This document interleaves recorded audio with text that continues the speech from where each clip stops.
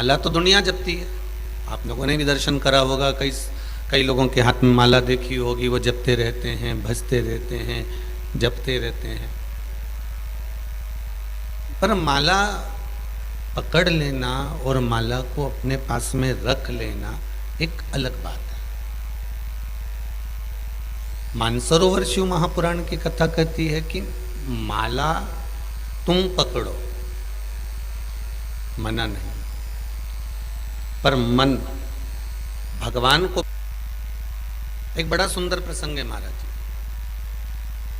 कई लोगों के मन में रहता है कि रोज कथा आती है, हर 8 दिन में, 7 दिन में, 10 दिन में, 15 दिन में कथा चलती है, सत्संग चलता है, तो क्या उस सत्संग का लाभ क्या है? उस सत्संग का हमको आनंद लाभ क्या है? हमें लाभ किस तरह का प्राप्त है?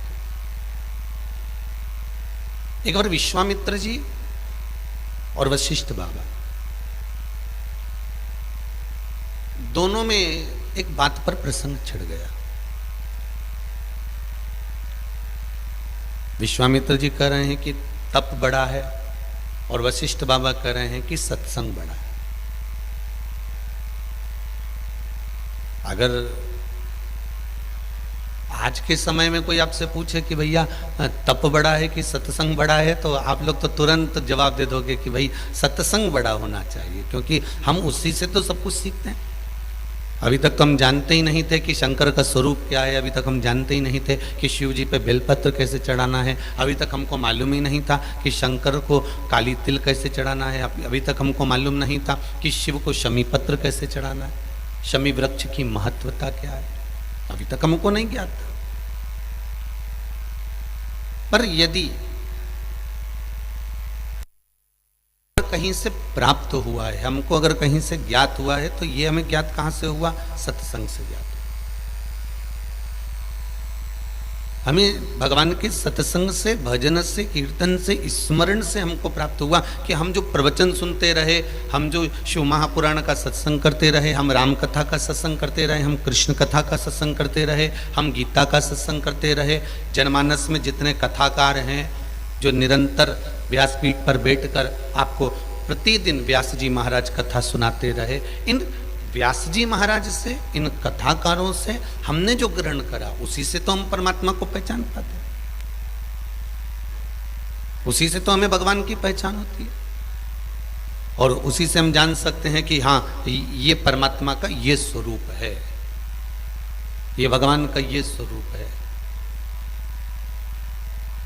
हम तुरंत भगवान की भक्ति को पहचानने का प्रयास केवल एक सत्संग से कर सकते,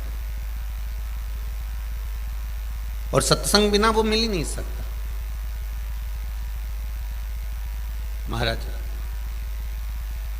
कोई ताला भी लगाए, चाहे कुंडी भी लगाए, कोई ताला भी लगाए, चाहे कुंडी भी लगाए, अभी पाला नहीं पड़ा है सत्संग वाला से, अभी पाला नहीं पड़ा है भोले बाबा से, मेरी प्रीत ना टूटेगी भोले, मेरी प्रीत ना छूटेगी भोले बाबा से, भोले बाबा से, डमरू वाला से, भोले बाबा से, डमरू वाला से, मेरी प्रीत ना टूटेगी भोले बाबा से, मेरी प्रीत ना छूटेगी डमरू वाला से, कोई ताला भी लगाए, चाहे कोई ताला भी लगाए, चाहे कुंडी भी। जितने आस्था के सामने बैठे हैं, जितने मोबाइल लेकर बैठे हो, जितने ऑनलाइन कथा को श्रवण कर रहे हो, दिल से बोलिए, कोई ताला भी लगाए, चाहे कुंडी भी लगाए, अभी पाला नहीं पड़ा है डमरू वाला से, अभी पाला नहीं पड़ा है डमरू वाला से, मेरी प्रीत ना टूटेगी भोले बाबा से, मेरी प्रीत ना टूटेगी भोले बाबा से, भोले बाबा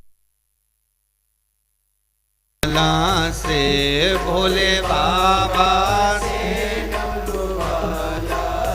ओ भोले बाबा से डमरू वाला से, भोले बाबा से डमरू वाला से, मेरी प्रीत न टूटेगी भोले बाबा से, मेरी प्रीत न टूटेगी भोले बाबा से।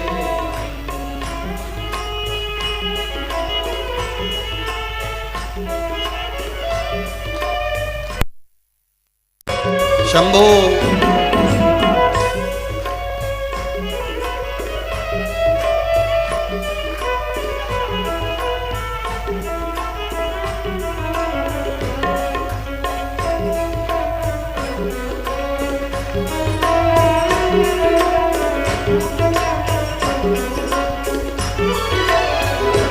कोई ताला भी लगाए चाहे कुंदी भी लगाए, कोई ताला भी लगाए चाहे कुंदी भी लगाए, कोई ताला भी लगाए चाहे कुंदी भी लगाए, कोई ताला भी लगाए कोई कुंदी भी लगाए, अभी पाला नहीं पड़ा है सत्संग वाला से, अभी पाला नहीं पड़ा है सत्संग वाला से, ओ मेरी प्रीत ना टूटेगी भोले बाबा से, मेरी प्रीत ना टूटेगी भोले बाबा से, ओ भोले बाबा से डमरू वाला से, भोले बाबा से डमरू वाला से, ओ भोले बाबा से डमरू वाला से,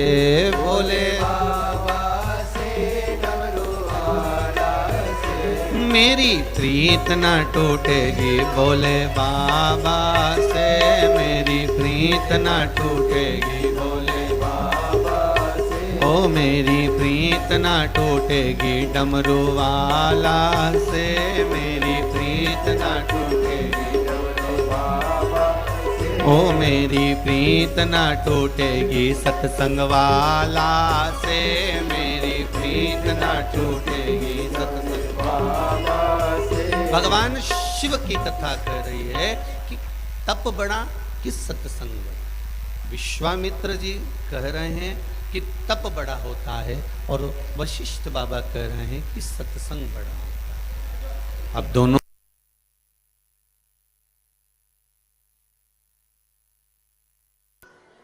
अगर कोई आपसे कहे, कोई आपसे बोले कि महाराज ये बताओ कि तप बड़ा होता है कि सत्संग बड़ा होता है, तो आप तुरंत अपने मुख से कह सकते हो कि हाँ हाँ हाँ भाई, हमें सत्संग से सीखने को मिलता है, हमें सत्संग से भगवान की भक्ति का एक आनंद सुख प्राप्त होता है, हमें सत्संग से सीखने को मिलता है।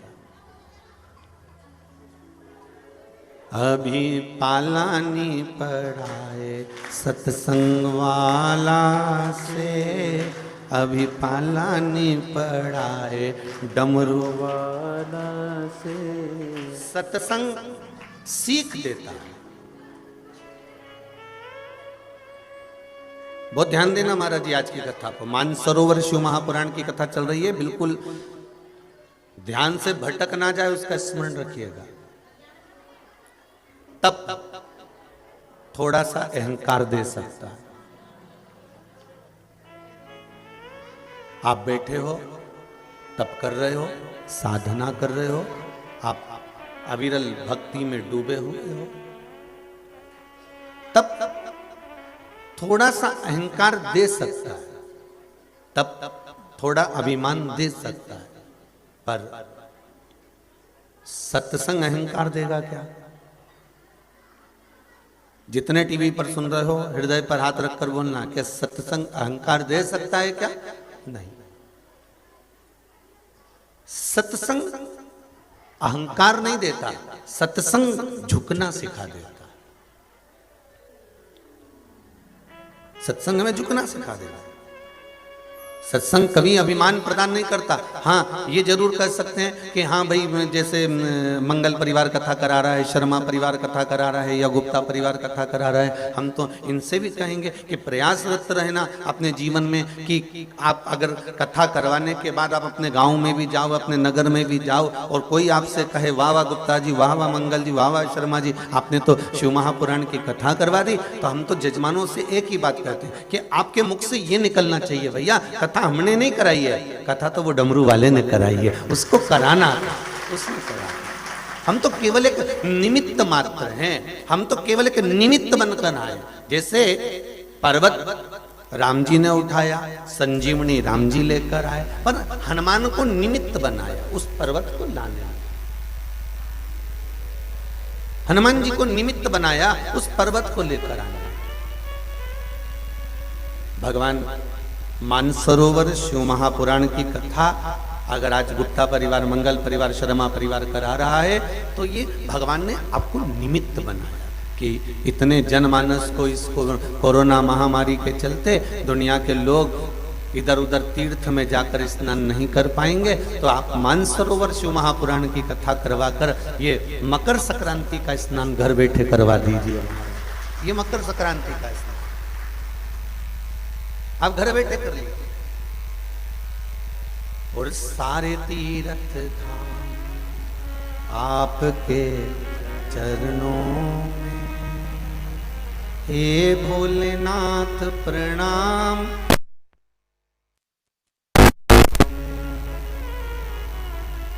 सारे तीर्थ, सारे तप, सारी साधना, सारा भजन, सारा स्मरण, सारा दान, सारा पुण्य, सारा सत्कर्म मेरे शंकर के पास है। सब कुछ, सब कुछ।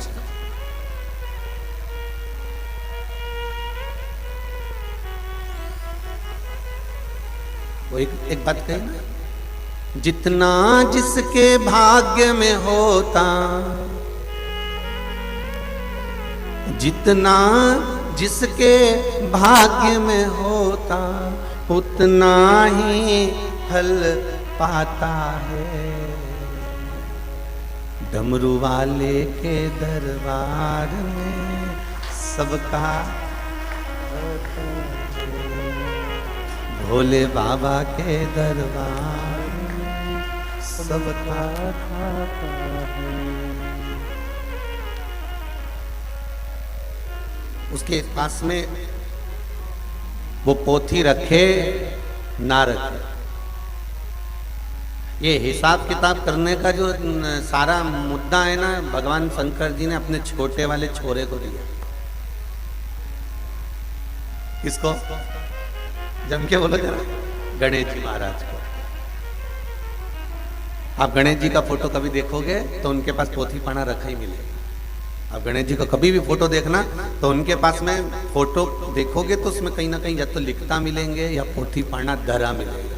तो ईमानदारी से बोला तो गणेश जी महाराज के पास पोथी पढ़ना क्यों रखा? तो गणेश जी महाराज ने एक बार स्वयं शिव जी से कहा था, पिताजी मुझे मेरा काम बता, आप बताओ मेरा काम। आपने कार्तिकेय जी को तो काम बता दिया कि तुम्हें राक्षसों का संहार करना है, षडानंद कार्तिकेय तुम्हें जगत का कल्याण करना है और राक्षसों का संहार करना है। माता पार्वती को आपने काम बताया कि जब जब इस संसार पर बोझ उत्पन्न होने लगे, जब जब इस संसार सागर में पाप बढ़ जाए तो जगतजननी तो टूटमान हो जाना। ठीक है, अब जगतजननी को भी काम बता दिया। अशोक सुंदरी को काम बता दिया कि अखंडता प्रदान कर देना। आपने मेरी 5 बहनों को काम बता दिया, जया, विषहरा, शामली, भारी, दौतली, देव को, कि संपूर्ण संसार में अगर कोई मार्ग से भटक रहा है तो उसको मार्ग पर लगा देना। तो भोलेनाथ से भगवान गणेश जी महाराज ने कहा, आप मुझे काम बताओ। गणेश पुराण का बड़ा सुंदर संवाद है, आप मुझे काम बताओ कि मैं क्या करूं। भगवान कहते हैं, सुनो गणेश, तुम सृष्टि का लेखा जोखा रखो। और लेखा जोखा कौन सा रखना है? 2 फाइलें होती हैं, एक में दूध वाले का हिसाब रहता है और एक फाइल में दूध वाले का अखबार वाले का और ट्यूशन का और सारे हिसाब रहते हैं। और एक फाइल ऐसी होती है कि पति बेटा कितना लेके आया और अलमारी में कितना धरा और किसको दिया और किसने लिया, उसका हिसाब होता है। बोलो है कि नहीं? 2 डायरी। भगवान ने कहा एक डायरी तो मैंने धर्मराज को दे रखी है, भोलेनाथ जी बोले यमराज को दे रखी, चित्रगुप्त महाराज को। उसके पास में सारे जो पाप कर्म करने वाले हैं, बेकार कर्म करने वाले हैं, उनका हिसाब रहता है और पुण्य करने वालों का भी हिसाब रहता है। उनके पास में दूध का और बिजली के बिल का और ट्यूशन का हिसाब है। फिर गणेश जी ने कहा मैं कौन सा हिसाब रखूं, अब आप बताइए। तब भगवान शंकर ने कहा कि तुम सत्संग का हिसाब रखना कि किसने कितना भजन किया हुआ है।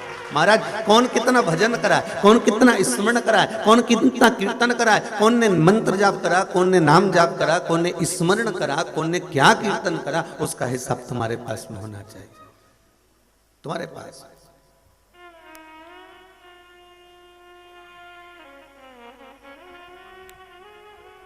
गणेश जी महाराज की भी फाइलें बहुत सारी भरा गई होगी 2 साल में।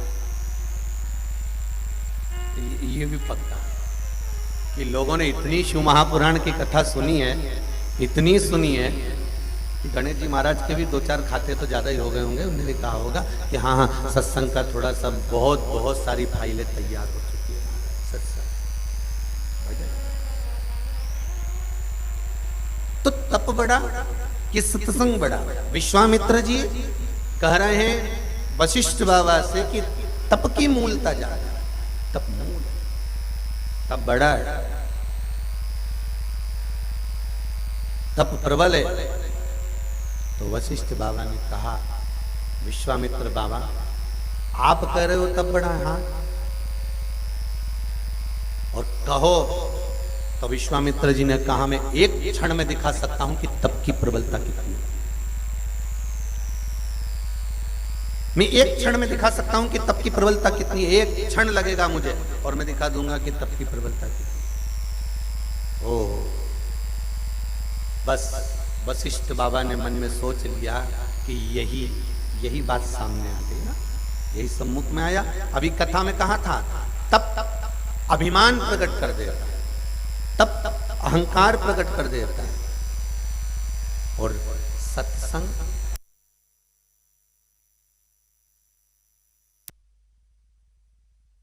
सत्संग हमें बड़ों के आगे झुकना सिखा देता है। सत्संग हमें झूठ से दूर कर देता है, प्रपंच से, छल से, बेईमानी से, कपट से। ये सत्संग हमें दूर कर देता है।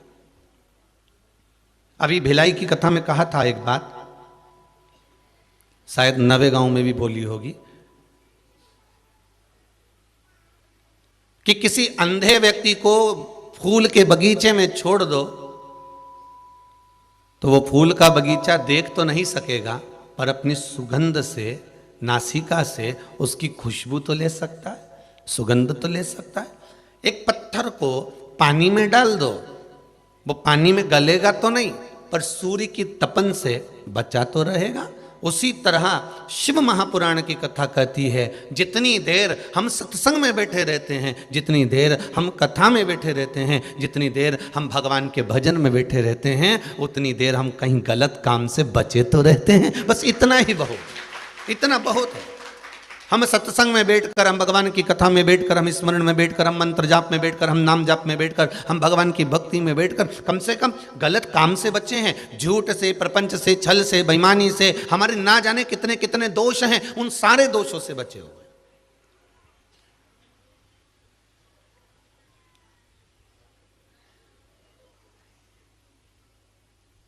मेरे भोले के दरबार में सबका खाता है, किसी को कोड़ी कम नहीं देता, किसी को दमड़ी ज्यादा। कितना देना है, कितना लेना है, कितना समर्पित करना है, ये उसको मालूम है, ये उसको ज्ञात है।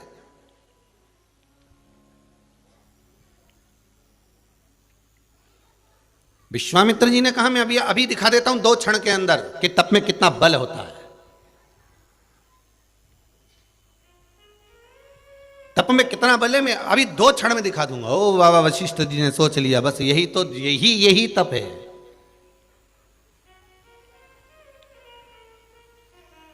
अब उठाओ पुराना चरित्र, जिन जिन ने तप किया और जिन जिन ने सत्संग किया, दोनों का चरित्र उठाकर देखिएगा।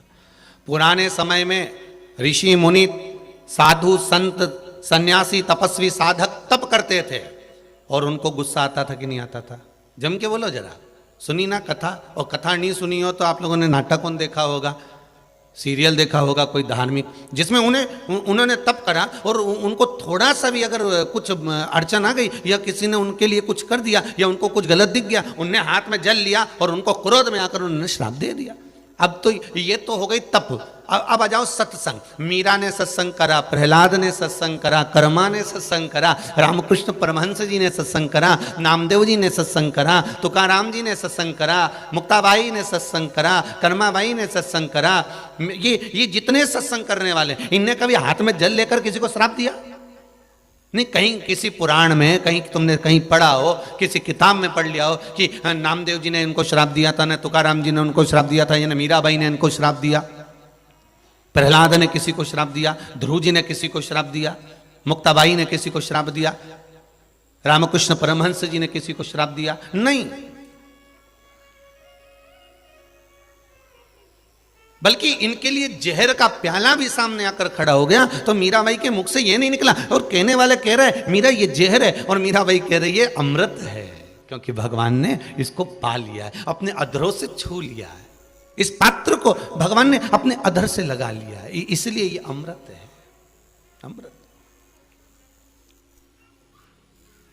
ये अमृत है महाराज। अब मीरा नामदेव जी महाराज की कुटिया में आग लगा दिया, नामदेव जी ने किसी को श्राप दिया? नहीं। संत तुकाराम जी की बार बार परीक्षा ली गई, संत तुकाराम जी ने किसी से कुछ कहा? नहीं। और उल्टा समर्पित होते चले गए और उल्टा समर्पण करते चले गए। राम कृष्ण हरि जय राम कृष्ण हरि। सत्संग में लगे रहे, जपते रहे, वो भटके ही नहीं। तब थोड़ा सा अभिमान दे सकता है, पर सत्संग कभी अभिमान नहीं दे सकता। सत्संग अभिमान नहीं देगा, सत्संग अहंकार से विहीन कर देगा, आपको अहंकार से दूर कर देगा सत्संग, आपको अभिमान से दूर कर देगा सत्संग। किसी ने कह दिया आपको, कहां जा रहे हो? सत्संग में जा रहे हो, कथा सुनने जा रहे हो, जाओ उधर जाके बैठ जाओ। अब आए तो हैं उधर। कोई ने कहा कि कहाँ जा रहे हो? अरे वो वहां पर जा रहे हैं। अच्छा अच्छा अच्छा। तो कोई ने कह दिया वहां जा रहे हो, इतनी ठंड। बस सत्संग।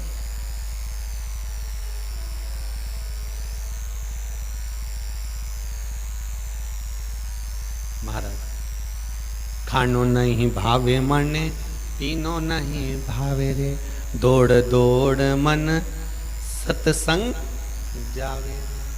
इमें तो भोले की दीवानी ऐसी हो गई रे, सपनों में आवे मारे काशी वाला, नैनों में आवे मारे डमरू वाला। खानो नहीं भावे मने, पीनो नहीं भावे, दौड़ दौड़ मन सत्संग जावे। मैं तो प्रभु की दीवानी ऐसी हो गई रे, नैनों में आवे मारा काशी वाली। आप लोग तो टीवी के सामने बैठकर कथा सुन रहे हो, मोबाइल पर सुन रहे हो, पर कभी मौका मिले तो आप ये मंगल परिवार से या गुप्ता परिवार से या वो ऑस्ट्रेलिया में बैठे शर्मा परिवार से पूछना कि ये कथा में भले जजमान बने पर इनकी रात की नींद उड़ी पड़ी है,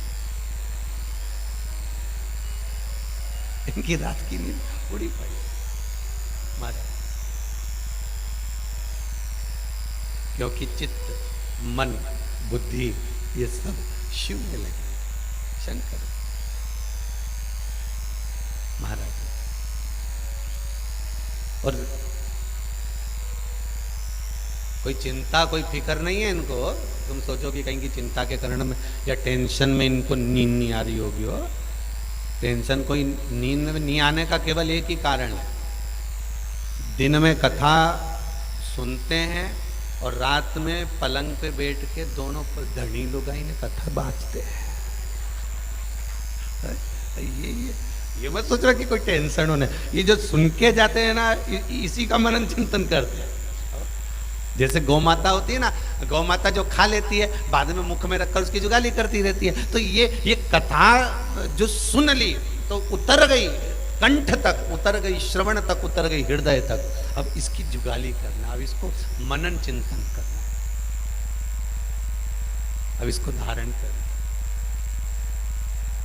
क्यों जी, कल गुरुजी ने क्या सुनाया था?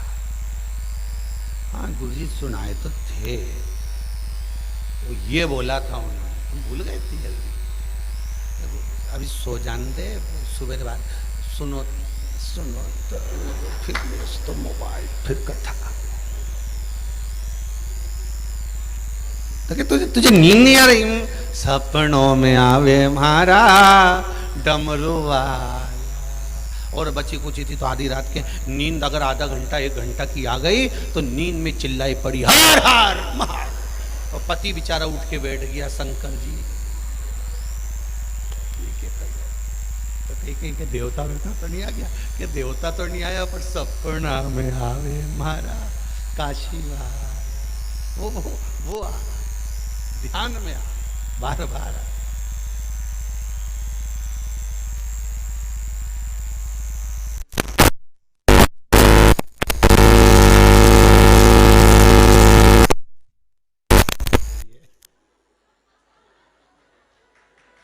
कोरोना महामारी चल रही है, मुंह पर मास्क लगाइए, मत आइए।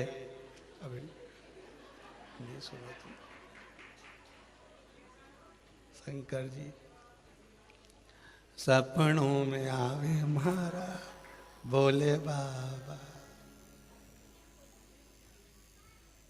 अब क्या क्यों, रात के 8:30 बजे की बात, आज 7:30 बजे की बात, एक बेचारी अम्मा एक बैग लेके, हम तो जा रहे थे घर को, रास्ते में मिल गई। हमने कहा कहाँ जा रही हो? कथा सुनने जा रही हो। हमने कहा तो मालूम नहीं है? अब हमारा मुंह पूरा ढका हुआ था, वो पहचान ही नहीं, ढका ढुका है। तुम्हें मालूम नहीं? गुरुजी ने बोला है कि नहीं जाना है। हमारा सपना में शंकर जी आया था। तो क्या बोल गया? तू तो चली जा। अब मन करे कि गाड़ी का दरवाजा खोलू, का पाव पड़ लू, फिर चली जाए। कहाँ है ना, हमारा सपना में शंकर जी आए। तो हमने आशीष से कहा शंकर जी आए, और बोला भी यही कि तू जा। शंकर जी और कहीं नहीं बोले। अरे खानो नहीं भावे मन, पीनो नहीं। शिव भक्ति तप में अभिमान आ सकता है, पर सत्संग में अभिमान नहीं आए। सत्संग झुकना सिखा दे, सत्संग नम्रता दे जाता, सत्संग समर्पण दे जाता है। महाराज कभी मीरा जो सत्संग करती थी, कर्मा जो सत्संग करती थी, नामदेव जी जो सत्संग करते थे, वो अभिमान नहीं आया उनके जीवन में। उन्होंने कभी किसी को श्राप नहीं दिया, उन्होंने कभी अपशब्द नहीं कहा, उन्होंने कभी ताना नहीं दिया, उन्होंने कभी आड़ा तड़ा नहीं बोला। सत्संग का प्रभाव होता, कभी कुछ बोले नहीं। पर विश्वामित्र बाबा ने कहा, क्रोध आ गया, विश्वामित्र जी बोले कि तप बड़ा है, वशिष्ठ बाबा बोले सत्संग बड़ा है।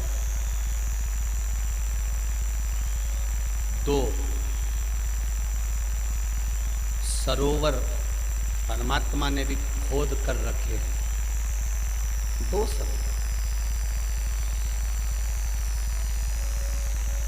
एक तप का, एक सत्संग का सरोवर।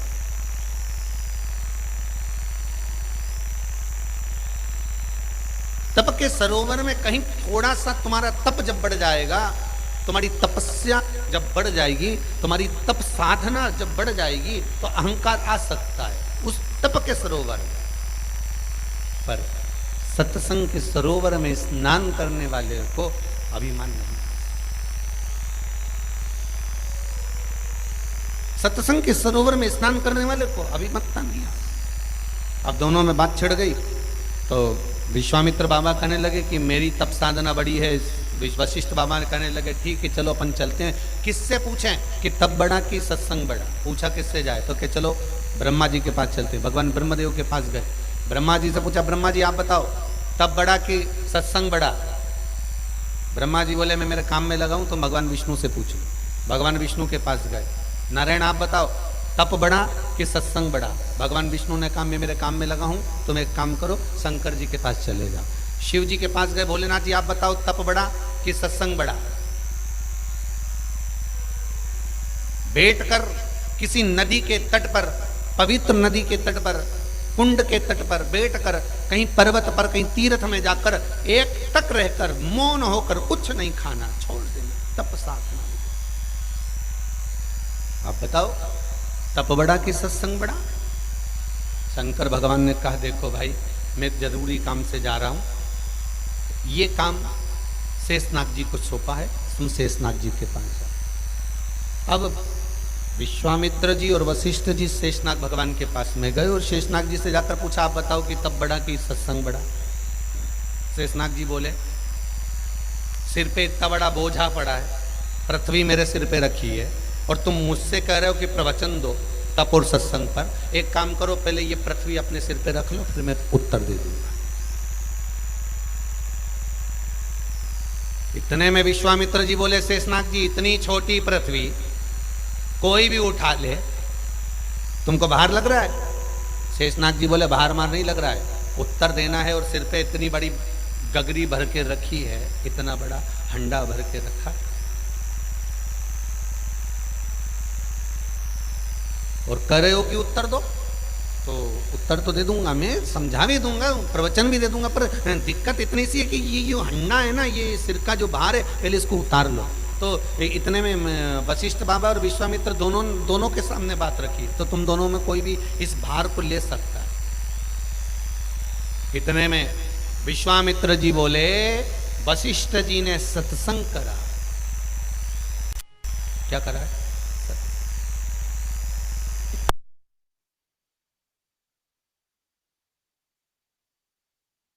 साधना बड़ी है, तुम चिंता मत करो, अपनी तप साधना के बल पर मैं इस पृथ्वी को उठा सकता हूं। ठीक है, उठा लो।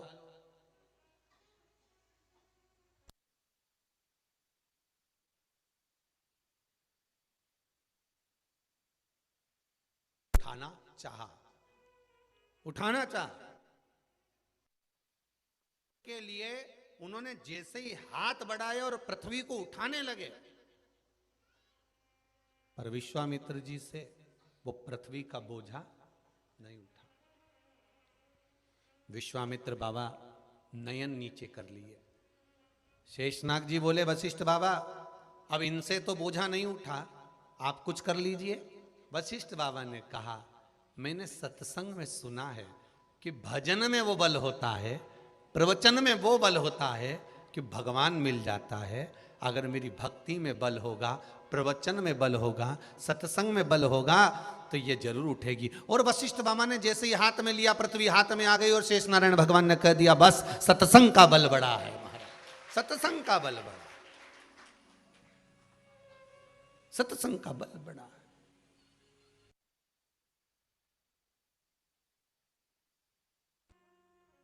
और इस तप के बल पर पृथ्वी तुम नहीं उठा सकते, तप के बल पर। यहां अगर कुछ मिल रहा है तो सत्संग के सरोवर में जब आप स्नान करोगे, सत्संग के सरोवर में जब डुबकी लगाओगे, सत्संग के सरोवर में जब प्रवेश करोगे तो कुछ ना कुछ मिल जाएगा, कुछ ना कुछ प्राप्त हो जाएगा। एक बेटी ने लिखा है, अच्छा पत्र है।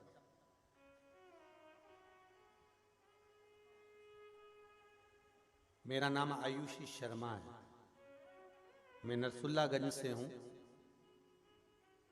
मैं इस पत्र को लिख रही हूं, गुरुजी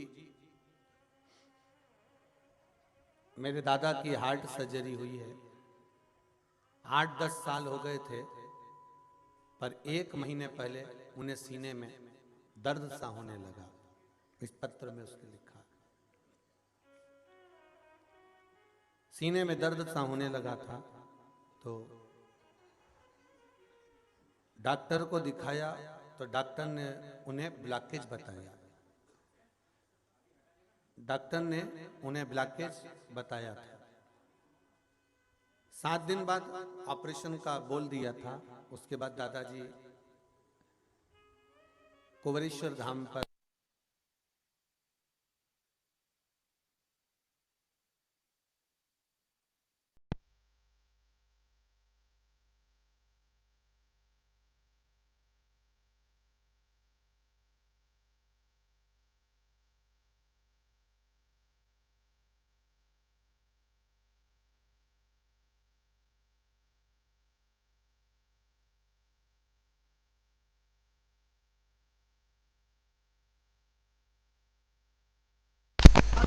की महत्वता आपने बताई थी कथा में, वो 7 दीप वाला प्रयोग किया और उस प्रयोग से उनकी किडनी का भी प्रॉब्लम समाप्त हो गया। अब वो एकदम ठीक है। ये किसी ने लिखा है, आप इन लिखा हो, हर हर महादेव। भगवान शिव की कृपा, भगवान शंकर का। शंभु शरणे मांगू घड़ी रे घड़ी, दुख काटो दया करी ने दर्शन आपो, दया करी ने दर्शन आपो। भगवान शिव की कथा कह रही। तप और सत्संग दोनों में बहुत अंतर है। तप और सत्संग में बहुत अंतर है महाराज। और इस तप और सत्संग का जो आनंद है महाराज जी, तप में फिर कहूंगा कि अभिमत्ता आ सकती है, पर सत्संग में अभिमत्ता नहीं आ सकती, अहंकार नहीं आ सकता। आप जितना जितना सत्संग में डूबते चले जाएंगे, जितना जितना आप सत्संग में जाते चले जाएंगे, जितना आप सत्संग करते चले जाएंगे, जितना जितना आप सत्संग के आनंद में डूबेंगे, उतना उतना आप में नम्रता, आप में आनंदता प्राप्त होती चली जाए, आप में आनंदता प्राप्त होती चली। महाराज, जितना जिसके भाग्य में होता, जितना जिसके भाग्य में होता, उतना ही वो पाता है।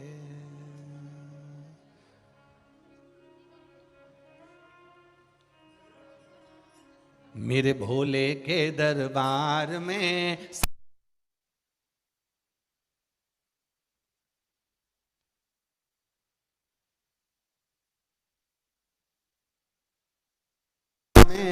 सबका खाता है। मेरे भोले के दरबार में सबका खाता है। शिव लहरी के दरबार में सबका खाता है। शिव लहरी के दरबार में सबका खाता है।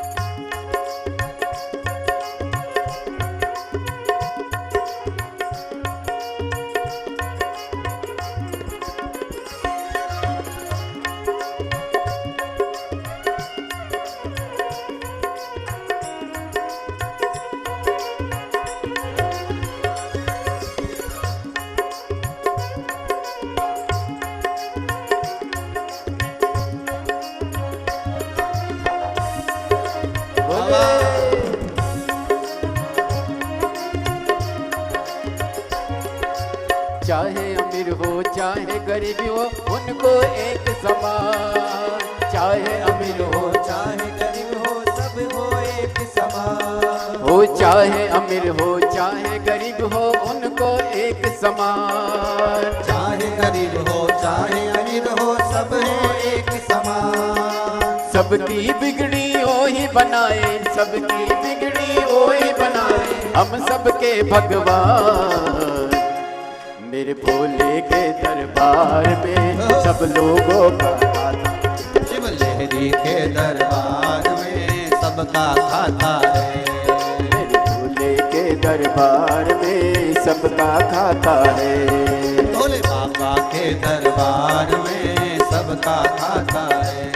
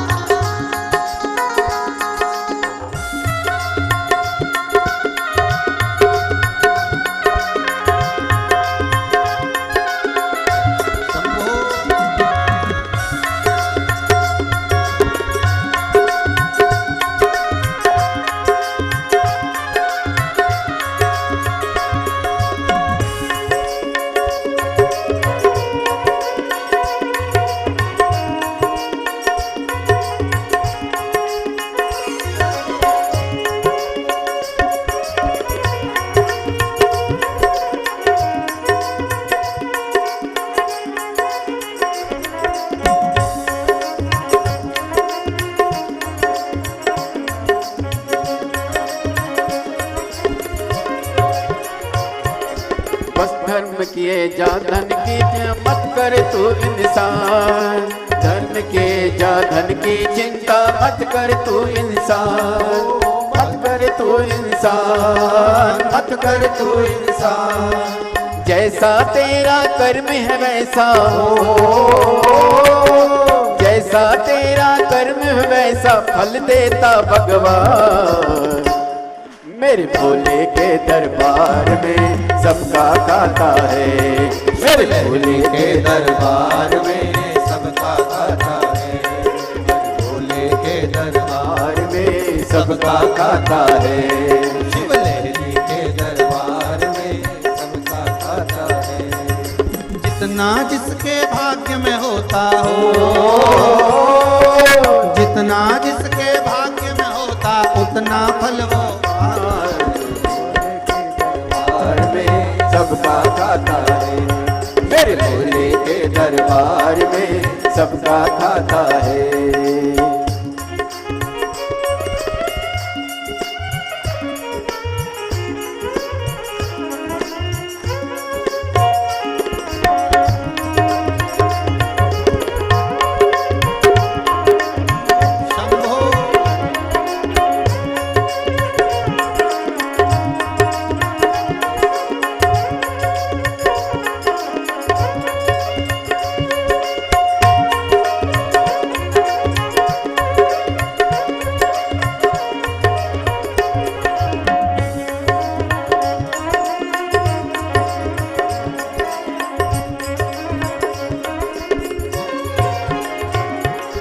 चेत समझ ले मानो तू है 2 दिन का मेहमान।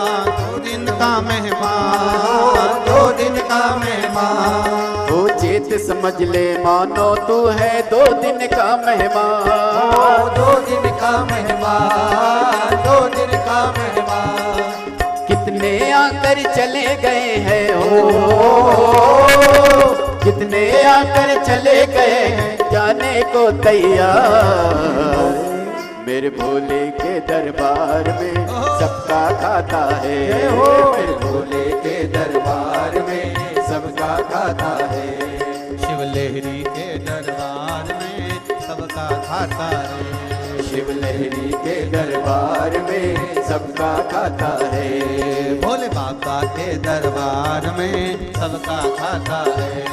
भोले बाबा के दरबार में सबका खाता है। डमरू वाले के दरबार में सबका खाता है।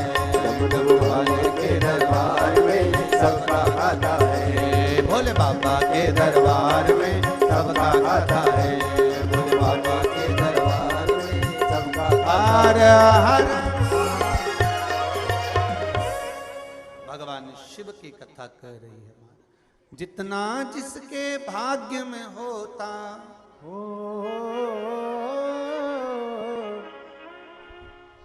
जितना जिसके भाग्य में होता उतना ही वो पाता है। भोले बाबा के दरबार में सबका खाता है, डमरू वाले के दरबार में सबका खाता है। भगवान शिव की चौखट पर, भगवान शंकर के द्वार पर सबका हिस्सा। बस अभिमान को त्याग कर, अहंकार को छोड़कर अगर आप भगवान की अविरल भक्ति को धारण कर रहे हो तो मिलना जरूर है, मिलेगा। सत्संग रूपी सरोवर में स्नान करिए।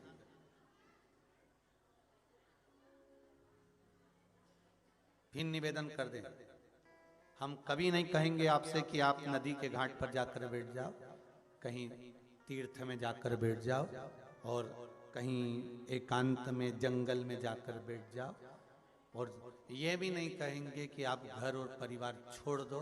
हम तो इतना कहेंगे कि पूरे परिवार के साथ में रहिए, सबके साथ रहिए, और सबके साथ रहकर, घर में रहकर भगवान का श्री शिवाय नमस्तुभ्यम जपते रहिए। राम राम कृष्ण नाम जपते रहिए।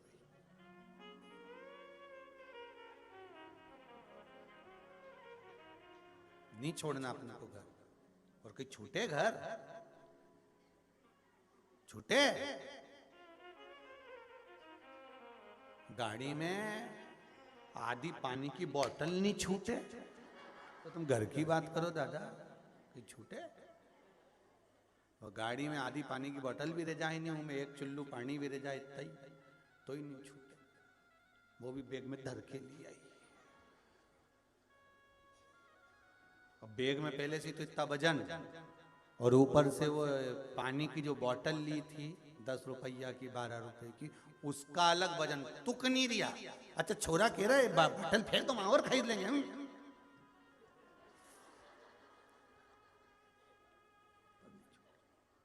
अब कैसे कह दो कि घर छोड़ दो, तुम तो मत छोड़ो रे। जितना टीवी के सामने बैठ के कथा सुन रहे हो ना, जितना मोबाइल पर सुन रहे हो, नहीं छोड़ना अपने को, बिल्कुल। अपन रिसेप्शन में जाएं तो एक स्टाल नहीं छोड़े, भले नहीं खाएं पर चक्के तो। और कहीं का तुमसे कह दे कि तुम घर छोड़ दो तो कुछ छूटे, फालतू की बातें ये तो। हाँ, भगवान ने अगर ललाट पर लिखकर भेजा है कि तुझे ये सब कुछ छोड़ देना है, तो फिर तो तुम्हें छोड़ने की जरूरत नहीं पड़ेगी, संसार खुद अपने आप तुम्हें छोड़ देगा, फिर तुम भगवान के हो।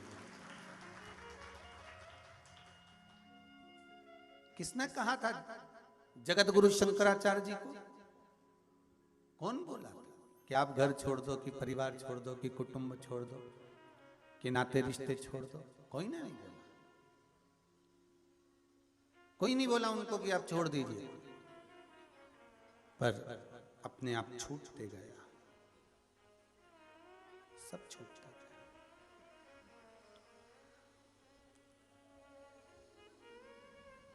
अभी अभी कुछ लोगों के मन में एक प्रश्न आया, उन्होंने कहा गुरुदेव मैसेज पर भेजा, हम एक बात पूछना चाहते हैं कि हम भगवान कृष्ण की भक्ति करते हैं, हम राम जी की भक्ति करते हैं, अब शंकर जी, शिव जी की अब क्या करें आप बताओ। तो हमने कहा हम ये कभी नहीं कहते कि आप राम की भक्ति ना करिए, हम ये कभी नहीं कहते कि आप शिव की भक्ति करिए या कृष्ण की, हम तो ये कहेंगे जिससे तुम्हारी लगन लगे करो। राम मेरे रघुनाथ जी, मेरे राघव जी, मेरे राम जी शंकर से दूर नहीं है, और शंकर मेरे राम से दूर नहीं है। कृष्ण शिव ही है और शिव ही कृष्ण है। आप लोगों के यहाँ देवी भागवत रखी है क्या? अगर किसी के यहाँ पर देवी भागवत हो ना, गीता प्रेस गोरखपुर की, तो एक बार उसको पढ़ना। उसमें आपको लिखा हुआ मिल जाएगा कि शंकर और पार्वती ने ही राधा और कृष्ण का रूप लिया। और अगर देवी भागवत आप नहीं पढ़ सकते तो अपने अपने मोबाइल पर भी सर्च कर कर आप देख लेना कि राधा और कृष्ण है कौन कौन है।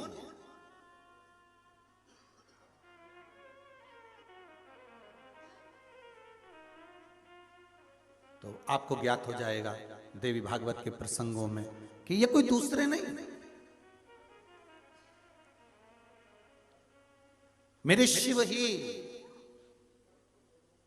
राधा बन गए हैं और मेरी पार्वती मैया ही कृष्ण बन गई है। आप उस देवी भागवत के प्रसंग को जरूर पढ़ना।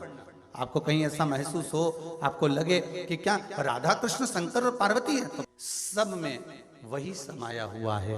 हम केवल अपनी दृष्टि के भेद में, शक्कर की बोरी में शक्कर एक बोरी भरी है, उसी को मैदे में मिला के खुरमा बना लो, क्या बोलते हैं उसको, शक्कर पारे, उसी को बेसन में सेक के लड्डू बना लो, उसी की तुम चक्की बना लो, उसी की तुम नुक्ती बना लो, उसी का तुम गुजिया बना लो, उसी को मावे में मिलाओ तो तुम लड्डू पेड़ा बना लो, और उसी की चाशनी में डुबो दो गुलाब जामुन बना लो।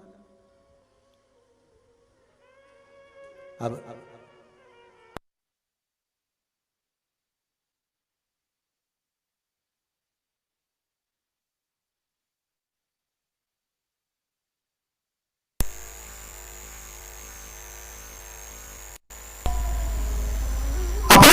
रूप बदल कर उसमें कोई भेद नहीं।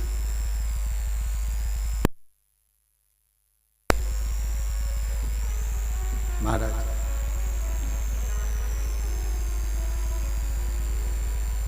जपो, घर में रहकर शिव का स्मरण करो। एक लोटा पानी,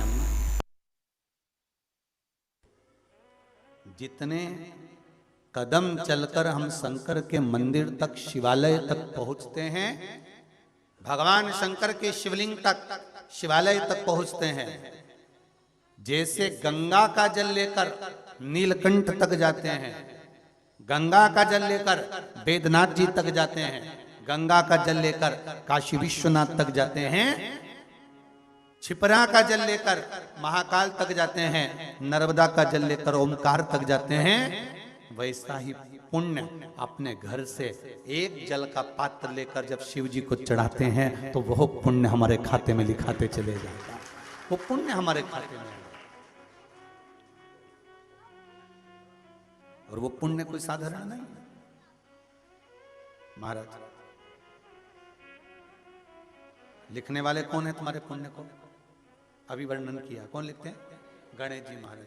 कितना तुमने भजन करा, कितना तुमने दान करा, कितना तुमने स्मरण करा, कितना तुमने भगवत नाम का सत्संग किया, तुम्हारे सत्संग के पुण्य को अगर कोई लिखेगा तो श्री गणेश जी महाराज लिखेंगे। तुम्हारे कितना कितना देर बैठकर तुमने सत्संग करा है। हाँ, माला पकड़ के बैठे रहे और जपते रहे, माला तो फेरते रहे, अब ध्यान लगाया था 4 भुजानाथ में, लगा रिया 2 भुजानाथ में।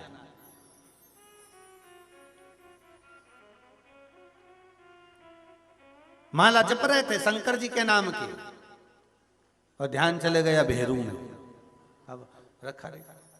तो ये केवल माला फेरने से भगवान नहीं मिल सकता। भगवान को प्राप्त करने का सबसे सुंदर तरीका है कि मन से भगवान को जोड़ लीजिए।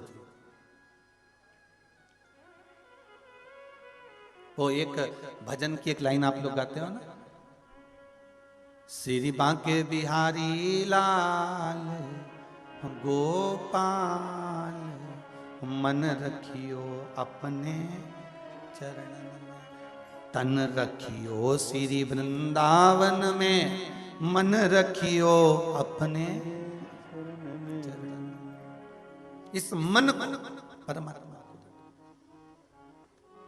मन परमात्मा।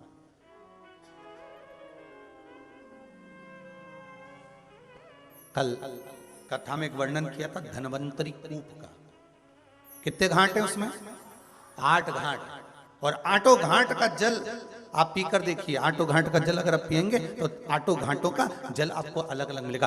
कुआं छोटा है, कूप छोटा है, पर उसके जल का भाग आपको औषधि के रूप में अलग अलग।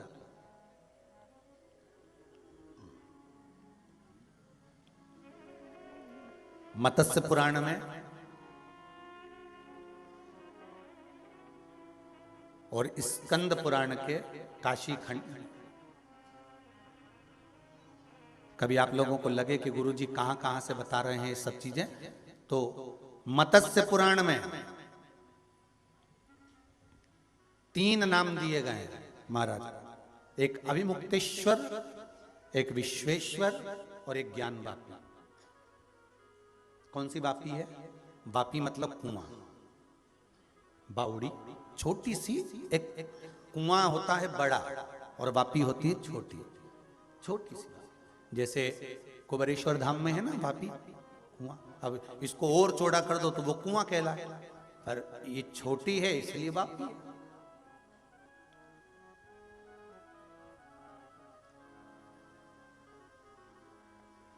महाराज मत्स्य पुराण में 3 चीजें वर्णन करी गई, एक अभिमुक्तेश्वर, विश्वेश्वर और ज्ञान वापी का वर्णन।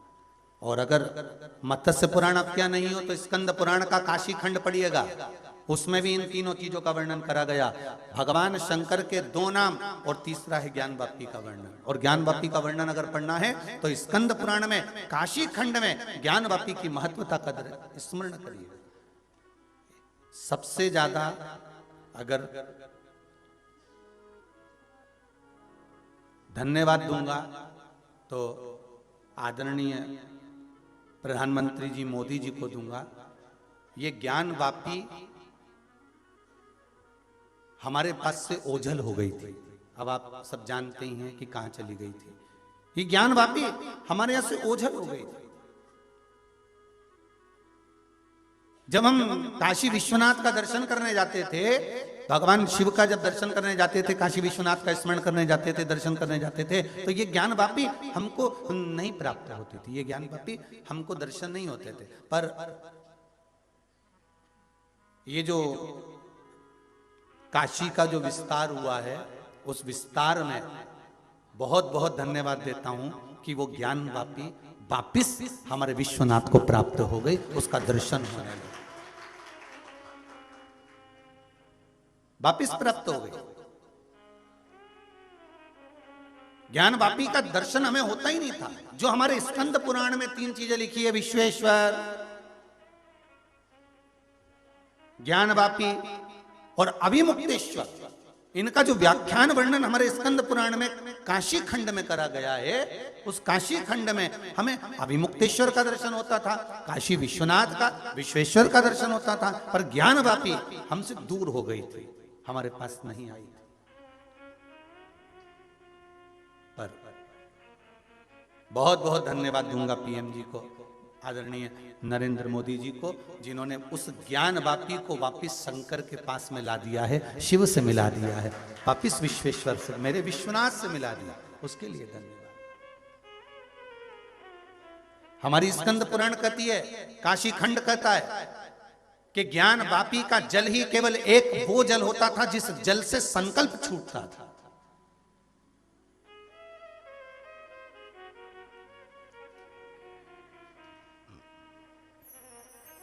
आप काशी जाएं, गंगा का दर्शन करें, स्नान करें, आप गंगा मैया में डुबकी लगाएं, विश्वनाथ जी का दर्शन करें, पर स्कंद पुराण कहती है, काशी खंड कहता है कि मात्र ज्ञान वापी का दर्शन मात्र कर लेने पर, केवल दर्शन मात्र कर लेने पर, भूमंडल पर जितने तीर्थ बसे हुए हैं, पूरी पृथ्वी पर मृत्यु लोक में जितने तीर्थ बसे हैं, स्कंद पुराण कहती है कि अभिमुक्तेश्वर, विश्वेश्वर और ज्ञान वापी, स्कंद पुराण कहती है मात्र ज्ञान वापी अर्थात वो कुंड, वो कुआं, वो बावड़ी, वो ज्ञान वापी का, वो कुएं का मात्र दर्शन कर लेने पर भारत भूमि पर क्या पूरे ब्रह्मांड में जितने तीर्थ बसे हुए हो, चाहे कैलाशपति शंकर जिस कैलाश पर बैठे हैं चीन में जाकर, चाहे नेपाल में पशुपति नाथ बैठे हो, चाहे पाकिस्तान में हिंगलाज माता बैठी हो, पूरे ब्रह्मांड में जहां जहां देवी देवता विराजमान है, तीर्थ विराजमान है, महाराज काशी की वो ज्ञान वापी का मात्र दर्शन कर लेने पर सारे तीर्थों के स्नान का पुण्य फल प्राप्त हो जाता है। वो ज्ञान वापी का मात्र दर्शन कर लेने पर।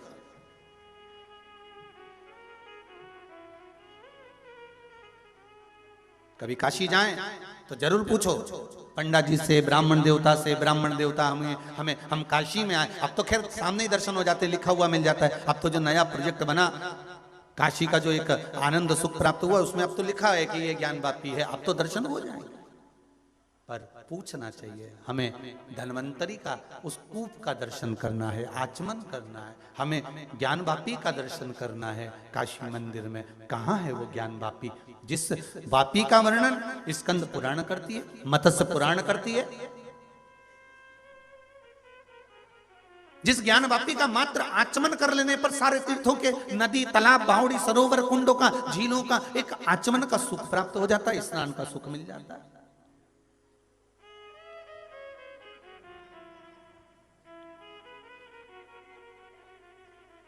महाराज कल वर्णन करा था आपको महामृत्युंजय और दूसरे कौन से, जम के बोलो जरा, महाकाल। देखो जितने लोग आस्था पर कथा सुन रहे हैं, जितने मोबाइल पर सुन रहे हो, बड़े ध्यान से कथा सुनना महाराज जी। कल वर्णन करा था महामृत्युंजय और महाकाल, इनके मध्यस्थ में कौन सा कूप है, धन्वंतरी कूप, जिसके 8 घाट और 8 का जल अलग। आज अभिमुक्तेश्वर और विश्वेश्वर, विश्वेश्वर मतलब विश्वनाथ, और इन्हीं के उस सुंदर प्रांगण में अगर विराजमान है तो ज्ञान वापी। ज्ञान वापी मतलब समझ जाना, कुआं, छोटा बावड़ी, छोटा सा कुआं। कुएं को हमारे यहाँ पर जो छोटा कुआं होता है उसको लोग, कई लोग कुइया पे बोलते हैं, छोटा कुआं। उसकी जो आकृति होती है वो छोटी होती है। महाराज कितना सुंदर लिखा है स्कंद पुराण के अंदर, काशी खंड में ज्ञान वापी का वर्णन करते हुए श्री वेद व्यास जी महाराज वर्णन कर रहे हैं। तुमरुका जी चंचुला देवी से कर रहे हैं, देवाधिदेव महादेव उस पावन चरित्र को श्रवण कर रहे हैं, और श्रवण कर कर मंद मंद मुस्कुरा रहे हैं। अर्धांगिनी जगजननी जगदम्बा माँ आद्य शक्ति पार्वती बैठी हुई हैं, और कथा सुनते सुनते भगवान शंकर के चेहरे पर प्रसन्नता आ गई जब ज्ञान वापी का नाम आया।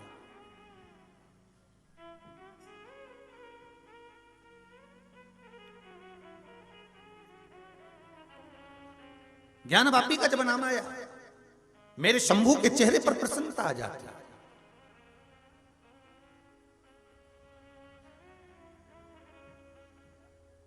जैसे उज्जैन नगर में जाओ, महाकाल बाबा का दर्शन करा, 84 महादेव करे। 84 महादेवों में जो 40वें नंबर के महादेव हैं, कौन सा नंबर के? 40वें नंबर। 84 महादेवों में जो 40वें नंबर के महादेव हैं, जिनका नाम है कुंडेश्वर महादेव।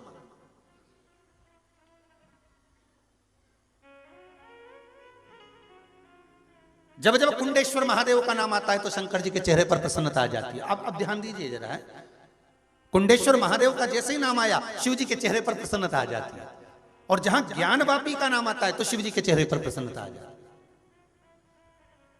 अब सोचिए, ये जो धर्म पत्नी होती है, ब्याह कर कर जब आती है तो पति से खोद खोद कर पूछती है धीरे धीरे, क्यों जी कॉलेज लाइफ कैसी रही, स्कूल कैसा रहा, कितने फ्रेंड थे, कितने लोग थे।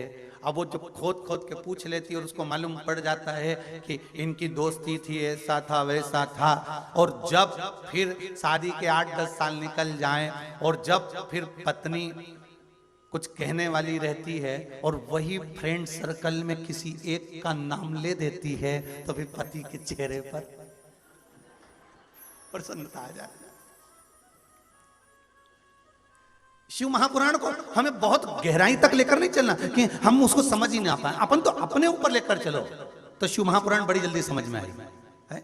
और मानसरोवर शिव पुराण है, कितना कितना सरोवरों के अंदर क्या क्या भरा पड़ा है, समुद्र के अंदर क्या क्या भरा पड़ा है, तालाब और बावड़ी में क्या क्या भरा पड़ा है, तुमको मालूम है क्या? अंदर डूबोगे तब तो निकलेगा।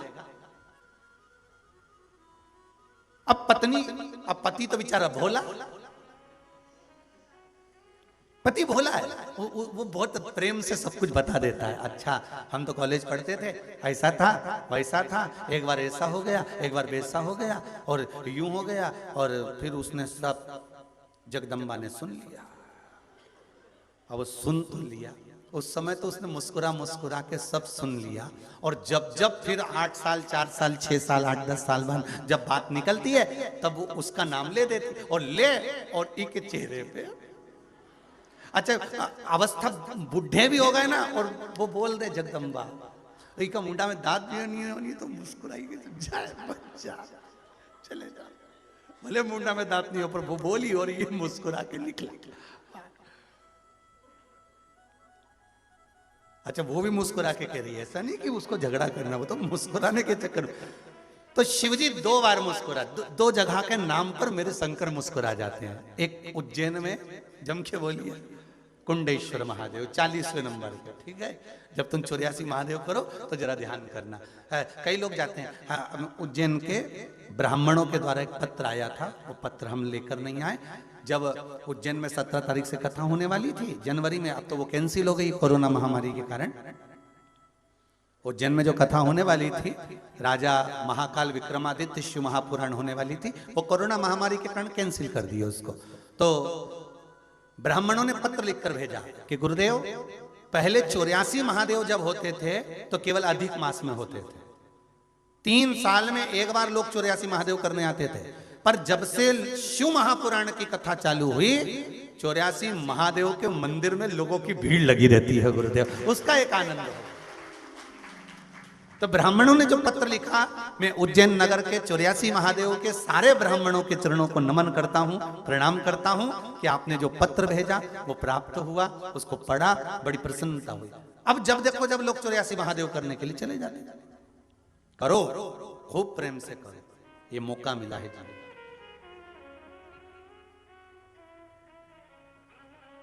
उन्होंने नीचे लाइन में लिखा है और अच्छा छपा हुआ पत्र आया, जैसे ये गुड़िया ने पत्र भेजा ना, जिसने भी क्या जोरदार छाप के लिख के कितना जोरदार पत्र भेजा कि मेरे दादा सही हो गए, इसलिए मैं प्रसन्नता में इतना जोरदार पत्र लिख रही हूँ। तो ऐसा ही उन्होंने भी पत्र लिख कर भेजा कि एक लाइन लिखी उन्होंने नीचे कि आप भी 84 महादेव करने पधारो। हमने कहा तो जाए, फिर कोरोना दादा तो जाए, आने को मना नहीं। जितने लोग आस्था पर कथा सुन रहे हैं, जितने लोग मोबाइल पर सुन रहे हैं, सब तैयारी में बैठे हैं, बस इधर से आवाज आई। अभी गोवर्धन जी जाने वाले थे और आधे से ज्यादा ने तो टिकट कैंसिल करा दिए थे, और जिनने कैंसिल नहीं कराया वो पहुंच भी गए। और पहुंच गए तो गोवर्धन दादा ने कहा कि जब व्यासपीठ से मना कर दिया कि मत जाओ कोरोना महामारी में, क्यों आए, तो उन्होंने भी जो धड़ाके से बरसाया, ऐसा बरसाया ऐसा बरसाया, जो गए उन्होंने आकर सूचना दी, गुरुजी खूब गिरे, अरे दादा खूब बरसा, फिर ठंड के मैं पड़ूं, पानी के मैं गिरूं और कोहरा के मैं हूं। अब पहुंच तो गए।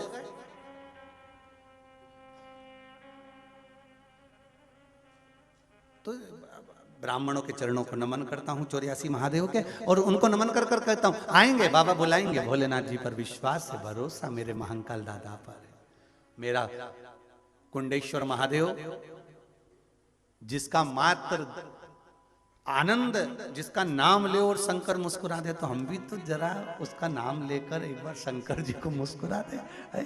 कुंडेश्वर तो 2 स्थान ऐसे हैं, एक कुंडेश्वर महादेव और दूसरा है काशी में, जम के बोलो, मंदिर के अंदर ज्ञान वापी, ये कुआं ज्ञान का, ये 2 स्थान स्कंद पुराण कर रही है, जिसका नाम लेने से मात्र तीर्थों का एक आनंद प्राप्त हो जाता है।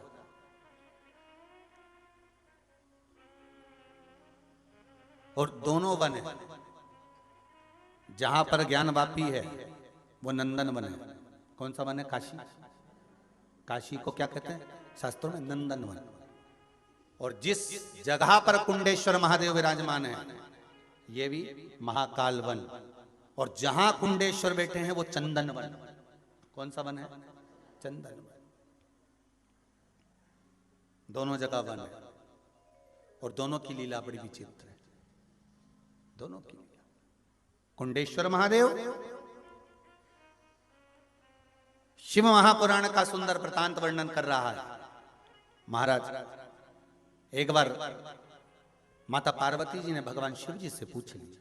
देखिए प्रसन्नता होने का कारण क्या है? शंकर, अब जैसे आपने अपनी दिल की बात 40 साल पहले अपनी पत्नी को बताई थी और पति 40 साल के बाद भी उस बात को सुनकर प्रसन्न हो रहा है, तो मतलब कोई बात हो सकती है, कुछ ना कुछ तो होगा। अगर मेरे शंकर कुंडेश्वर नाम लेने से प्रसन्न हो रहे हैं तो उसका कारण हो सकता है। ज्ञानवापी का नाम लेने पर मेरे विश्वनाथ, मेरे विश्वेश्वर, मेरे अभिमुक्तेश्वर प्रसन्न हो रहे हैं तो कुछ ना कुछ बात हो। शंभु शरणे पड़ी मांगू घड़ी रे घड़ी दुख काटो दया करी ने दर्शन आपो। मानसरोवर शिव महापुराण की कथा कर रही है कि एक बार माता पार्वती जी भगवान शिव से बोली, प्रभु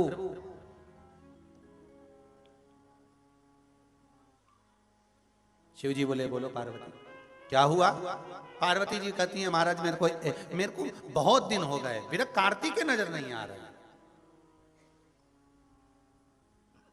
मेरा पुत्र मेरा कार्तिक के नजर नहीं आ रहा है। मुझे मेरे पुत्र का दर्शन करना है। शिव जी ने कहा पार्वती मैं मेरे गण को बुलाता हूं और उसको कहता हूं कि जाकर पता करे कि मेरा कार्तिक गए कहां है। शिव जी ने आवाज लगाई, नंदी को बुलाया। नंदी तुम जाओ जरा पता करो कि मेरा कार्तिक है कहां। नंदी जैसी जाने लगे माता पार्वती जी ने आवाज दे दी, नंदी रुको जरा। नंदी जी ने कहा क्या? मां बोलिए क्या बात है? बहुत कम समय होता है जब माता पार्वती जी नंदी को आवाज लगाती है। बहुत बहुत ध्यान देने वाला प्रसंग है। घर का पुरुष ड्राइवर को बोले गाड़ी लगाइए, गाड़ी लेकर आइए, गाड़ी में लेकर चलिए। पर शिव महापुराण की कथा कहती है घर की माता अगर पर पुरुष को बुला रही है तो उसको बुलाने से पहले शिव महापुराण की कथा कहती है मेरे भारत की भूमि के संस्कारों को लीजिए, शंकर की कथा को लीजिए कि पार्वती जी कभी नंदी को आवाज नहीं लगाती थी पलटकर, पहले शिव जी से कहती थी कि नंदी को बुलाइए। भारत भूमि की माताओं को ये सीखना चाहिए, घर की बेटियों को जो सीखना चाहिए, घर की बहुओं को सीखना चाहिए। डायरेक्ट ड्राइवर से बात ना करते हुए पहले पति से कहो आज मुझको जाना है, आज मुझे दुकान पर आना है, आज मुझे बच्चों के स्कूल जाना है, आज मुझे ट्यूशन जाना है, आप ड्राइवर को भेज देना। फिर पति उस ड्राइवर को भेजेगा, कहकर भेजेगा घर जाओ माता जी जाने वाली हैं, दीदी जाएंगी आपकी, ऐसा करेंगे, जाओ और उनको वहां लेकर जाना। क्यों? क्योंकि पति को इस चीज का भान होना चाहिए माताओं की ओर से कि आपने ड्राइवर भेजा है और मैं उनको लेकर जा रही हूं। इसको मर्यादा कहते हैं, इसको संस्कार कहते हैं। पर आज का समय बड़ा विचित्र है महाराज, बड़ा विचित्र। पत्नियां कहे दे हमारा कोई अधिकार नहीं है क्या गाड़ी में? तुमने ड्राइवर रखा, तुम तनख्वाह दे रहे हो मतलब तुम्हारी चलेगी? तो बेचारा भेरू भी कह देता जगदम्बा तू चला लेती, अब क्या बोले, अब उसको तो मालूम है कि शिव महापुराण की कथा में क्या लिखा है, राम जी की कथा में क्या लिखा है। एक महाराज, एक बुजुर्ग व्यक्ति, एक पंडित जी, एक साधुजन रामायण का पाठ कर रहे थे ट्रेन में बैठ के, सीट पे बैठे और उन्हें अपना पोथी पाना रख के और रामायण का पाठ करने बैठ गए। रामायण का पाठ करने बैठे, इतने में एक व्यक्ति पढ़ा लिखा, जीन्स मीन्स पहना, बढ़िया जोरदार टाई फाई लगाया और कोट मोट पहना हुआ, टंगी पाटी पाड़ा हुआ, अच्छा जोरदार, और घड़ी मड़ी सब पहन के ट्रेन में चढ़ गया और बैग उसने पंडित जी का, बैग हटाओ बैग हटाओ। पंडित जी रामायण पढ़ते पढ़ते कुछ बोले ही नहीं। मंगल भवन मंगलारी कंचन वरन महाराज दिख नहीं दिया, मेरे पास बैग रखे, दो बैग हटाओ ना। पंडित जी ने थोड़ा सा बैग सरकाया, संत जी ने, इसने बैग रखा और दूसरे व्यक्ति से बात करते करते बोलने लगा, अक्कल ही नहीं है बिल्कुल, तिलक मिलक लगा लिया, बाल माल बढ़ा लिए, अपने आप को संत बन गए, कपड़े लपेट, अक्ल नाम की चीज नहीं है। क्या रखा है रामायण में, और पढ़ना है तो घर में पढ़ो, ट्रेन में पढ़ने की क्या जरूरत है, अक्ल ही नहीं है। क्या रखा है सर रामायण में, चुप रहा, पढ़ता गया, मंगल भवन मंगल हार।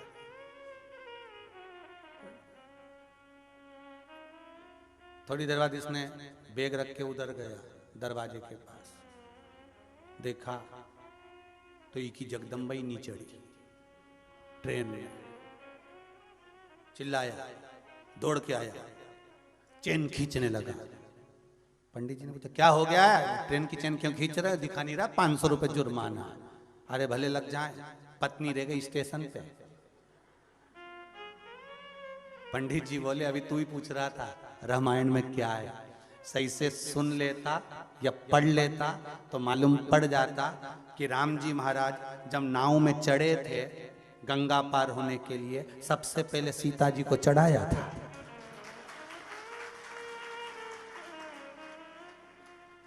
अगर रामायण पढ़ी होती या सुनी होती, हमको कह रहा पगला, हमको पगला कह रहा। अब अंदाजा लगा अंदाजा।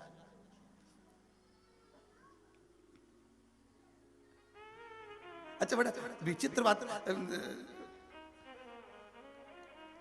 कोई कह रहा था गुरुजी बड़ी बड़ी एक बात कहना चाह रहे हैं हम। हमने कहा बोलो क्या कहना चाह रहे हो आप, व्यासपीठ से बोलते हो, बात तो सत्य हो जाती है, तो पक्का है।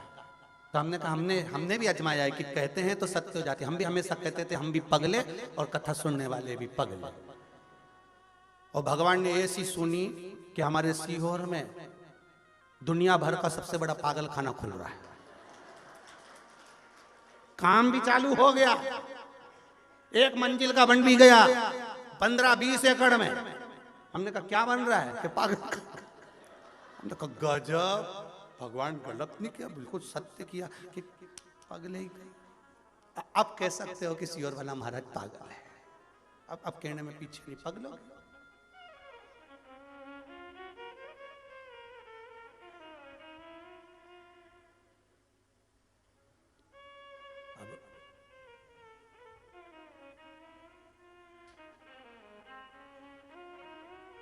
अगर तुम रामायण पढ़े होते, अगर तुमने रामायण सुनी होती तो तुम्हें मालूम होता कि राम जी ने सीता को सबसे पहले नाव में चढ़ाया था, फिर मेरे राघव जी चढ़े थे।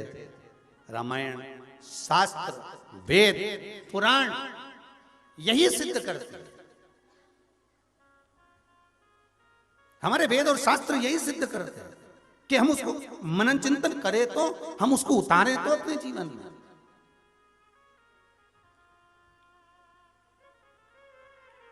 महाराज हम उतार ही नहीं रहे उसको। केवल रामायण को रामायण समझ रखा है, केवल गीता को गीता समझ रखा है, भागवत को भागवत केवल समझ रखा है, शिव पुराण को केवल शिव पुराण नहीं। उसमें क्या लिखा है हमें अपने जीवन में उतारना है। माता पार्वती जी ने कभी नंदी को आवाज नहीं लगाई, भगवान शिव बुलाते थे नंदी को और पार्वती जिस पर बैठ कर जाती थी, वो भी शंकर जी के साथ। मां जगत जननी ने नंदी को जब भगवान शिव ने भेजा कि जाओ जाकर विरक कार्तिकेय को ढूंढ कर लेकर, कहां है जरा पता करो। नंदी जाने लगे, पार्वती जी ने आवाज लगाई, नंदीश्वर रुकिए, हे नंदीश्वर रुको, आप कहां जा रहे हो? स्वामी की आज्ञा का पालन करने के लिए, विरक कार्तिकेय को मैं ढूंढने के लिए जा रहा हूं। ओ मां नंदीश्वर से कहती है, नंदीश्वर रुकिए, एक काम करो कि हमारा पुत्र है तो हम ढूंढने चलते, हम ढूंढने चलेंगे, चलिए। शिव जी ने कहा चलो पार्वती बैठो नंदी पर।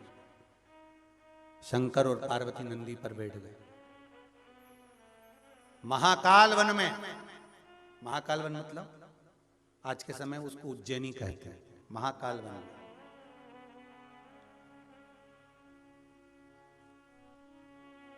महाकाल वन में भगवान शिव पार्वती के साथ विरक कार्तिकेय को ढूंढ रहे हैं।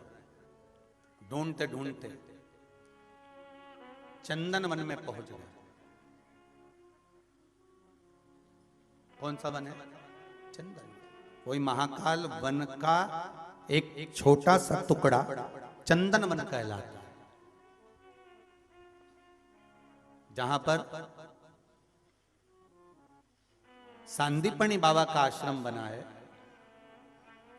जहां पर भगवान कृष्ण विद्या अध्ययन करने के लिए पधारे। वो क्षेत्र चंदन वन के अंतर्गत है, महाकाल वन में। पर जैसे इंदौर में एरिया अलग अलग हुए कि नहीं हुए, ये पलासिया है, ये बीजासन का क्षेत्र है, ये जगजीवन रामनगर है, ये पाटनीपुरा है, ये परदेसीपुरा है, ये राजवाड़ा है, ऐसा क्षेत्र चंद